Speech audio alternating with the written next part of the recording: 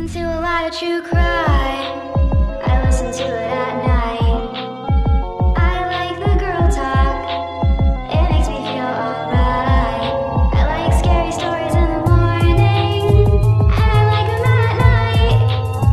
I like the girl talk vibes. They make me feel just fine. I listen to a lot of true crime.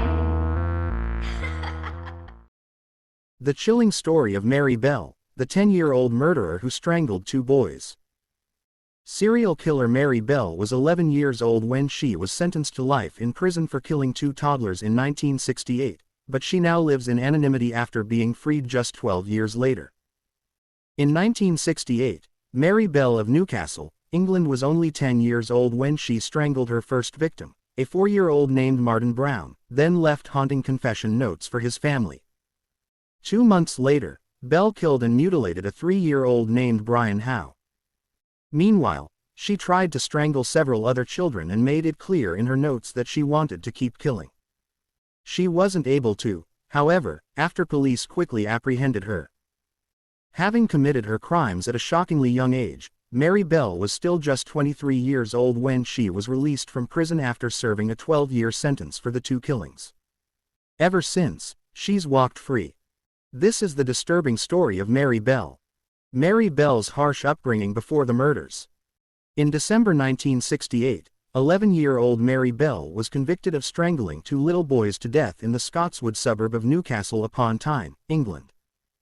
Mary Bell was born on May 26, 1957, to Betty McCricket, a 16-year-old sex worker who reportedly told doctors to "take that thing away from me" when she saw her daughter. Things went downhill from there.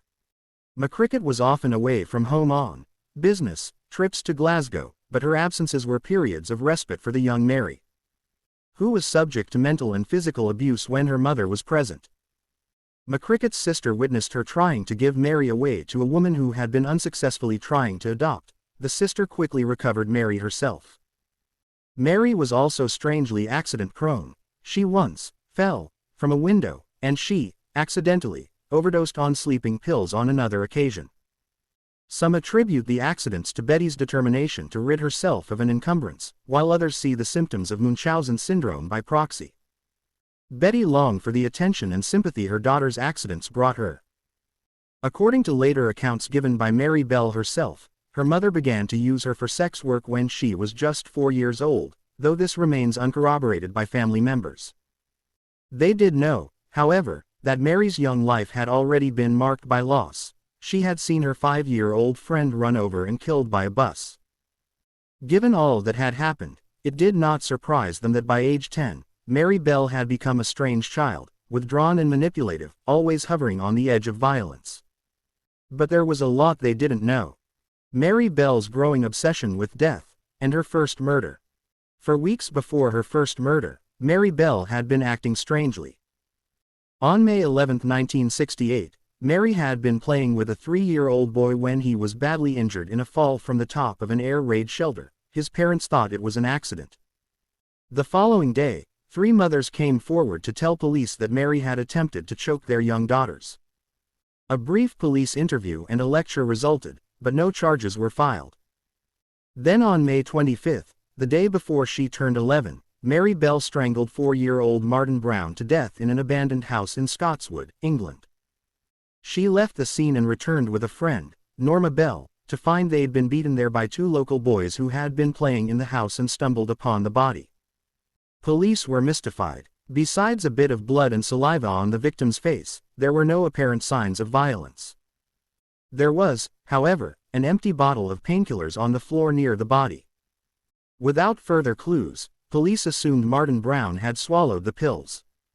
They ruled his death an accident. Then, days after Martin's death, Mary Bell appeared on the Browns' doorstep and asked to see him. His mother gently explained that Martin was dead, but Mary said she already knew that. She wanted to see his body in the coffin. Martin's mother slammed the door in her face.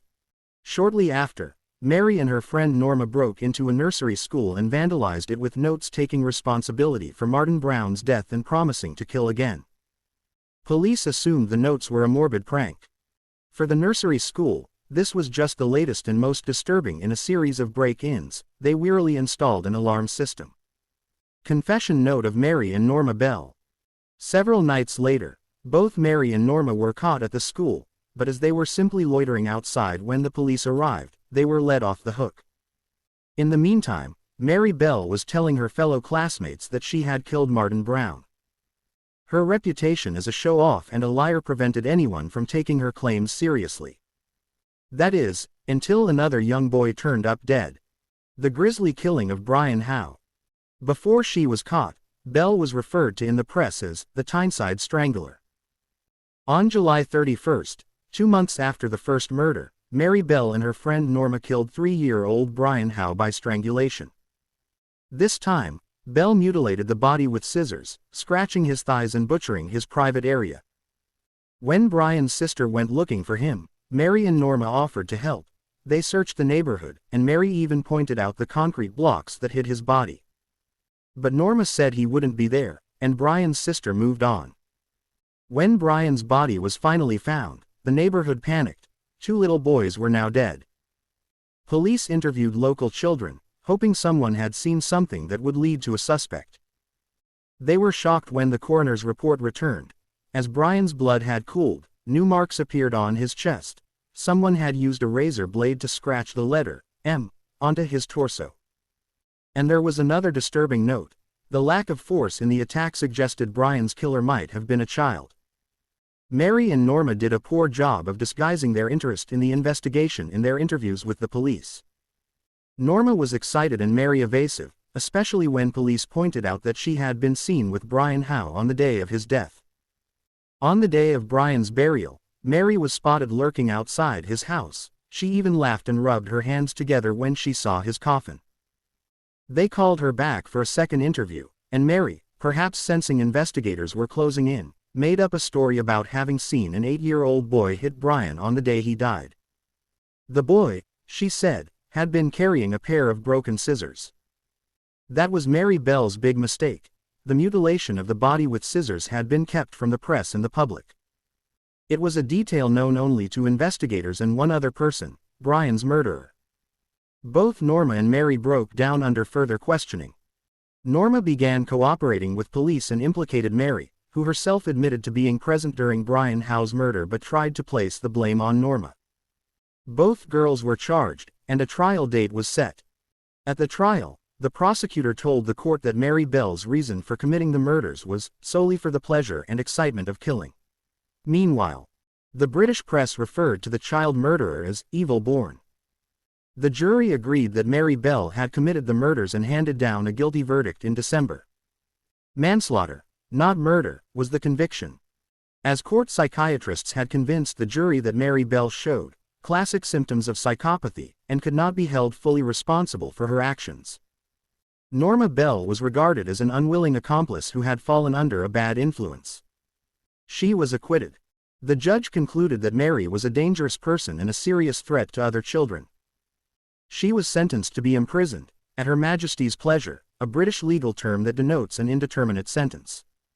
What happened to Mary Bell after the murders and where she is now? Apparently, the powers that be were impressed with Mary Bell's treatment and rehabilitation after 12 years, and they let her out in 1980. She was released on license, which meant that she was technically still serving her sentence but was able to do so while living in the community under strict probation. Mary Bell was given a new identity to provide her with a chance at a new life and protect her from tabloid attention. Even still, she was forced to move several times to escape hounding by tabloids, newspapers, and the general public, which somehow always found ways of tracking her down. Things grew worse for Bell after she had her daughter in 1984. Bell's daughter didn't know about her mother's crimes until she was 14 and a tabloid paper found Bell's common-law husband to track them both down. Soon, a slew of journalists surrounded her house and camped out in front of it. The family had to escape their home with bedsheets over their heads. Today, Mary Bell is in protective custody at a secret address. Both she and her daughter remain anonymous and are protected under court order. Some feel she doesn't deserve the protection. June Richardson, the mother of Martin Brown, told the media, "It's all about her and how she has to be protected." As victims, we are not given the same rights as killers. Indeed, Mary Bell remains protected by the British government today, and court rulings protecting the identities of certain convicts are even unofficially referred to as Mary Bell orders.